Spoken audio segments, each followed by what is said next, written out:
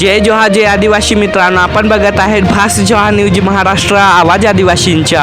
आदिवासी युवा सेना आक्रमक, करजई ग्रामपंचायतीतील 15व्या वित्त आयोगाच्या कामांवर चौकशीची मागणी। तालुका शहादा, जिल्हा नंदुरबार। ग्रामपंचायत करजई येथे 15व्या वित्त आयोगांतर्गत गेल्या 5 वर्षात झालेल्या विकास कामांबाबत गंभीर प्रश्नचिन्ह उपस्थित झाले आहे। या पार्श्वभूमीवर आदिवासी युवा सेना संघटनेने पंचायत समिती शहादा येथील गट विकास अधिकाऱ्यांकडे सविस्तर चौकशीची मागणी करणारे निवेदन सादर केले आहे। संघटनेच्या म्हणण्यानुसार गावात या योजनेअंतर्गत प्रत्यक्षात कोणतेही विकास कामे झालेले दिसत नाहीत, मात्र कागदपत्री कामे दाखवून निधीचा वापर झाल्याच्या दाखवण्यात आल्याचा आरोप करण्यात आला आहे। निवेदनात पुढे नमूद करण्यात आले आहे की संबंधित अधिकारी व ठेकेदार यांनी अहवाल सादर करून योजनेतील निधी बेकायदेशीररित्या काढून घेतल्याची शक्यता आहे, त्यामुळे गावाचा अपेक्षित विकास झालेला नाही। संपूर्ण प्रकरणाची सखोल चौकशी करून दोषींवर कडक कारवाई करावी, तसेच चौकशी अहवालाची प्रत देण्यात यावी, अशी मागणी करण्यात आली आहे। या निवेदनावर आदिवासी युवा सेना संघटनेचे पदाधिकारी व कार्यकर्ते सतीश पी ठाकरे, प्रदेश अध्यक्ष महाराष्ट्र, सुनील जे पवार, सोशल मीडिया प्रमुख महाराष्ट्र, राजेश ठाकरे एवायएस कार्यकर्ता, रोहित पवार एवायएस कार्यकर्ता, आनंद सोनवणे एवायएस कार्यकर्ता, युवराज भीमसिंग वाघ आणि भरत बन्सीलाल नाईक या कार्यकर्त्यांच्या स्वाक्षऱ्या केल्या आहेत। अधिक बातम्यांसाठी भास जोहार न्यूज महाराष्ट्राला सबस्क्राइब करा।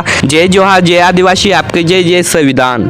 आज आम्ही मान्य गट विकास अधिकारी यांना विषय कर्जत ग्रामपंचायत संदर्भात जो 15 वित्त आयोगचा जो निधी येतो तो जातो कुठं हे गावकऱ्यांना पण नाही माहीत।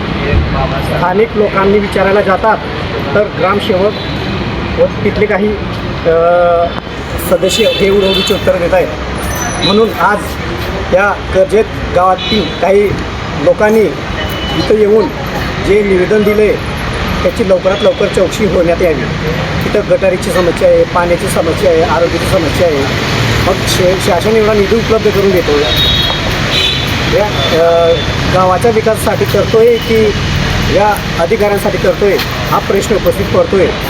म्हणून माननीय गट विकास अधिकाऱ्यांना एक विनंती आहे, तुम्ही जर कधी या आमच्या निवेदनाची नाही दखल घेणार तर आम्ही काही 8 दिवसात इथं उपोषणाला बसू आणि जर इथं पण नाही होणार तर आम्ही माननीय शिवसाहेबांजवळ धाव घेणार आहे। याची लवकरात लवकर दखल घ्यावी हीच विनंती आहे।